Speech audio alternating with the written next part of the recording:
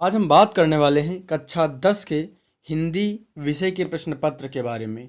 जो परीक्षा हुई थी 2023 की अभी हाल ही में, उसका प्रश्न पत्र हम देखने वाले हैं। किस तरह के प्रश्न उसमें पूछे गए थे और उनका लेवल कौन सा था, यानी प्रश्न आसान थे या कैसे प्रश्न थे, आप देखकर अंदाज़ा लगा सकते हैं। और इस प्रश्न को, इनमें आए हुए सभी प्रश्नों को आप हल ज़रूर करिएगा अगर आगे आप 10वीं कक्षा के पेपर देने वाले हैं तो निश्चित तौर पर इसका आपको लाभ मिलेगा। क्योंकि अगर आप इन सभी प्रश्नों को हल करते हैं तो हो सकता है इसमें से एक दो प्रश्न आपको आपकी आगामी परीक्षा में देखने के लिए मिले। इसके अलावा आपको यह प्रैक्टिस भी हो जाएगी और साथ में एक अंदाज़ा लगेगा कि कौन से प्रश्न कहाँ से ज़्यादा पूछे जा रहे हैं।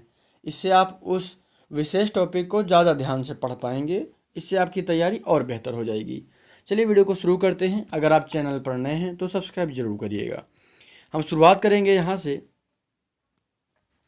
आप यहाँ पर समय देख लेंगे 3 घंटे 15 मिनट का, और पूर्णांक जो है आपका 70 नंबर का होगा। यह 10वीं कक्षा का प्रश्न पत्र है। यहाँ पर आप निर्देश को ध्यानपूर्वक पढ़ेंगे। सभी प्रश्न अनिवार्य हैं। इस प्रश्न पत्र के 2 खंड, खंड आ और खंड बा हैं। खंड आ में 1 अंक के 20 बहुविकल्पीय प्रश्न हैं, जिनके उत्तर आपको OMR उत्तर पत्रक पर देने हैं। यानी OMR सीट जो आपको मिलेगी उस पर आपको 20 बहुविकल्पीय प्रश्नों के उत्तर देने होते हैं। इसके बाद खंड आ के प्रत्येक प्रश्न का निर्देश पढ़कर केवल प्रदत्त OMR उत्तर पत्रक पर ही उत्तर दें। OMR उत्तर पत्रक पर उत्तर देने के पश्चात उसे नहीं काटें अथवा इरेजर या वाइटनर का प्रयोग ना करें। यानी जो आपको OMR सीट मिलती है उसमें आपको एक ही गोला काला करना होता है। इसके अलावा उसमें आप वाइटनर का प्रयोग नहीं करेंगे, ब्लेड नहीं चलाएंगे या फिर इरेजर नहीं चलाएंगे। इससे क्या होता है कि उसमें जब वो चेक होती है OMR सीट तो उसमें परेशानी हो सकती है। इसलिए इन सभी बातों का आप ध्यान रखेंगे OMR सीट का प्रयोग करते समय। इसके लिए मैंने एक पूरा वीडियो बनाया है पहले से, उसको आप जरूर देखिएगा। अगर नहीं देखा है तो लिंक नीचे डिस्क्रिप्शन में मिल जाएगा। किस तरह से आप OMR सीट को भरेंगे उसके बारे में मैंने वहाँ पर डिटेल में बताया है आपको। उसके बाद यहाँ पर प्रश्नों के अंक उसके सम्मुख अंकित हैं। खंड बा में 50 अंक के वर्णनात्मक प्रश्न हैं। खंड बा में सभी प्रश्नों के उत्तर एक साथ ही करें। प्रथम प्रश्न से आरंभ कीजिए तथा अंतिम प्रश्न तक करते चले जाइए। जो प्रश्न ना आता हो उस पर समय नष्ट ना कीजिए। इसके अलावा हम आगे देख लेते हैं। यहाँ से शुरुआत हो जाएगी खंड आ की, यानी बहुविकल्पीय प्रश्नों की। यहाँ पर पहला प्रश्न क्या होगा? आचार्य रामचंद्र शुक्ल किस युग के लेखक हैं? शुक्ल युग के, द्विवेदी युग के, शुक्लोत्तर युग के या फिर भारतेंदु युग के? और एक बात मैं आपको और बता दूं, हिंदी से संबंधित मैंने बहुत सारे वीडियो कक्षा 10 के लिए अपलोड किए हैं। अगर आपने नहीं देखा है तो ज़रूर देखिएगा। अगर आप उन सभी वीडियोज़ को देखते हैं तो निश्चित तौर पर आप बहुत बड़ा एरिया कवर कर सकते हैं प्रश्नों का। यानी बहुत सारे ऐसे प्रश्न कवर हो जाएंगे आपके जो परीक्षा में पूछे जा सकते हैं या फिर पूछे गए हैं।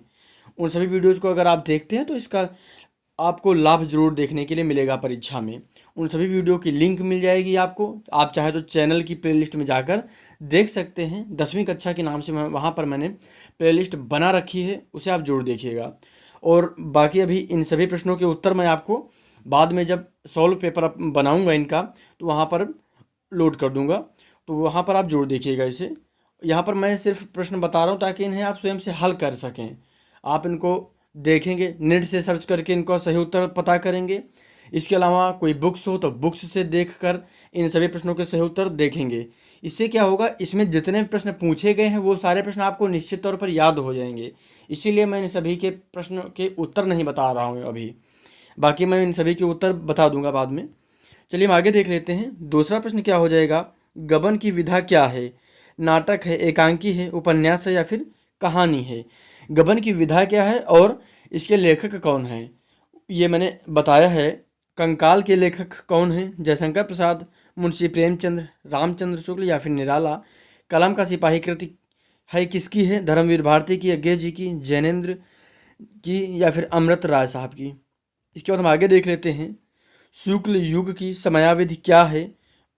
1900 से 1918 तक, 1919 से 1938 तक, 1936 से 1943 तक, 1950 ईस्वी से 1900 तक। साकेत किसकी रचना है? सुमित्रा नंदन पंत की, महादेवी वर्मा की, जयशंकर प्रसाद की, या फिर मैथिली शरण गुप्त की? महादेवी वर्मा कवयित्री हैं, किस युग की हैं? प्रगतिवादी युग की, द्विवेदी युग की, छायावाद युग की, या फिर प्रयोगवाद युग की? गंगा लहरी रचना है किसकी है? पद्माकर की है, बिहारी की है, भूषण की है, मतीराम की है? आधुनिक काल की समय सीमा क्या है? 1919 से 1938 तक, 1936 से 1943 तक, 1918 से 1950 तक, या फिर 1800 ईस्वी से अब तक? इसके अलावा महादेवी की रचना कौन सी नहीं है? यह आपको बताना है। निहार, सांदगीत, दीपशिखा, या फिर युगांत? हास्य रस का स्थायी भाव क्या है? हास, रति, निर्वेद, विस्मय? इसके अलावा हम आगे देख लेते हैं। पीपर, पात, सरिस मंडोला। उपयुक्त पंक्ति में अलंकार कौन सा है? उपमा, रूपक, उत्प्रेक्षा, या फिर अनुप्रास होगा? ये आपको बताना है। और अलंकार से संबंधित मैंने पूरा वीडियो भी अपलोड किया है, उसे आप जरूर देखिएगा। बाकी अभी जब जुलाई से क्लासेज स्टार्ट होंगी तो हिंदी के साथ साथ अंग्रेजी हो जाएगी, गणित है, सामाजिक विज्ञान और अन्य जो भी सब्जेक्ट होंगे उन सभी को हम कवर करेंगे। इसीलिए सब्सक्राइब जरूर करिएगा। ये वीडियो अपने सभी दोस्तों के साथ पास भेजिएगा और सभी व्हाट्सएप ग्रुप पर जरूर भेजिएगा। सोरठा छंद में चरण कितने होते हैं? 4, 2, 3 या फिर 1? इसके अलावा हम आगे देख लेते हैं। अगला प्रश्न क्या होगा? उपदेश शब्द में प्रयुक्त उपसर्ग क्या होगा? उप, उ होगा, आ होगा, उप होगा, या फिर अन होगा?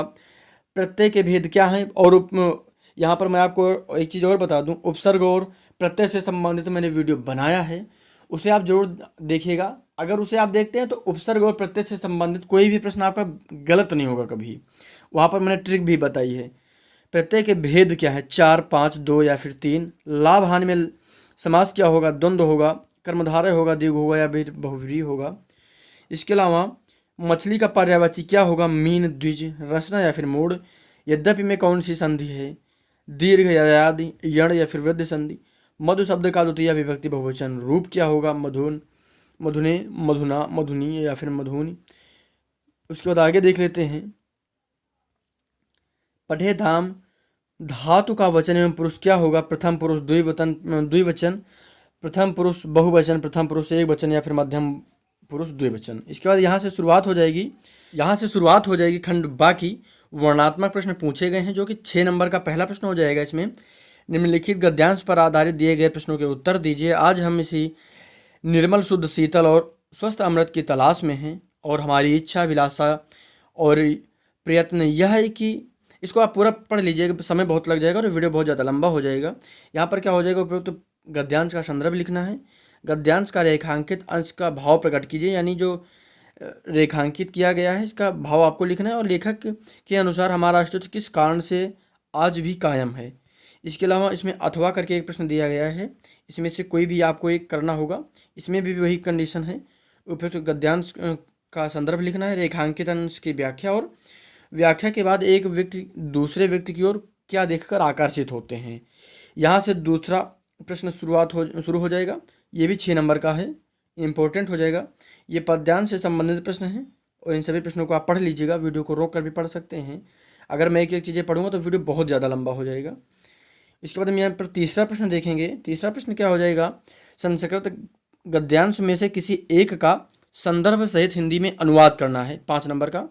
इसे आप जरूर देखेंगे। इसके बाद हम आगे देख लेते हैं। यहाँ पर चौथा प्रश्न क्या होगा? दिए गए संस्कृत पद्यांश में से किसी एक का संदर्भ सहित हिंदी में अनुवाद करना है। इसमें से 5 नंबर का हो जाएगा ये।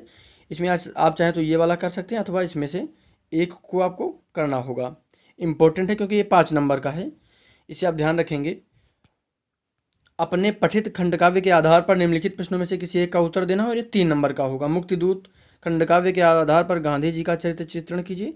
यानी जो भी आपका खंडकाव्य होगा उससे आपको यहाँ पर उत्तर लिखना होगा। इन सभी को आप देख लेंगे। वीडियो को मैं इसीलिए आप चाहे इसको वीडियो को रोक के अपने प्रश्नों को नोट कर लीजिएगा। नोट करने के बाद इसे अपने आप से लिखने का प्रयास जरूर करिएगा। अगर ऐसा आप करते हैं तो निश्चित तौर पर इसका लाभ मिलेगा। उसके बाद यहाँ से हम देखेंगे कि 6वां प्रश्न शुरू हो जाएगा। का नंबर में क्या हो जाएगा? ये 5 नंबर का होगा और यहाँ पर एक लेखक का जीवन परिचय आपको देना है। राजेंद्र प्रसाद, आचार्य रामचंद्र शुक्ल, यहाँ पर क्या हो जाएगा? जयशंकर प्रसाद, या फिर डॉक्टर राजेंद्र प्रसाद?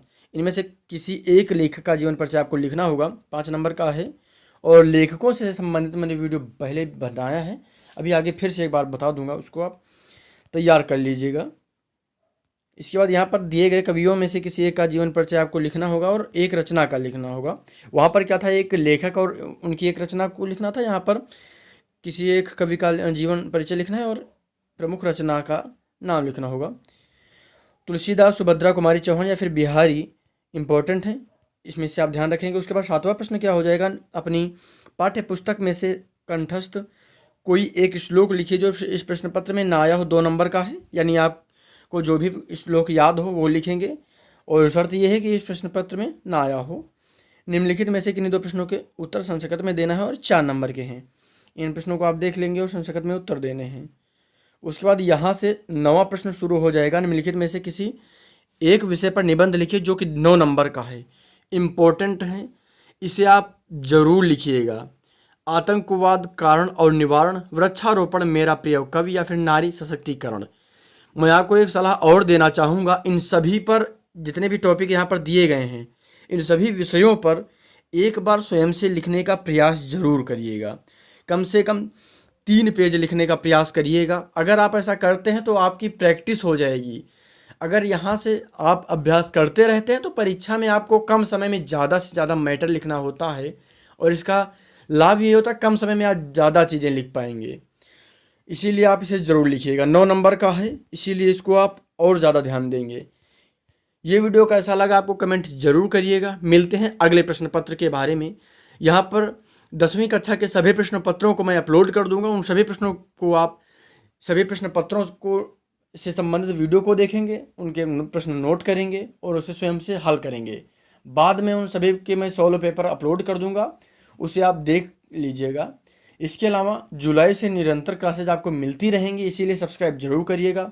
इस वीडियो को ज़्यादा से ज़्यादा अपने दोस्तों के साथ शेयर करिएगा। आपके मन में कोई भी कमेंट है तो नीचे जाएं, बेझिझक लिखें और मुझसे जुड़ने के लिए इंस्टाग्राम पर जुड़ सकते हैं मेरे साथ, वहाँ पर भी आप कमेंट कर सकते हैं। वीडियो को पूरा देखने के लिए आपका बहुत बहुत धन्यवाद।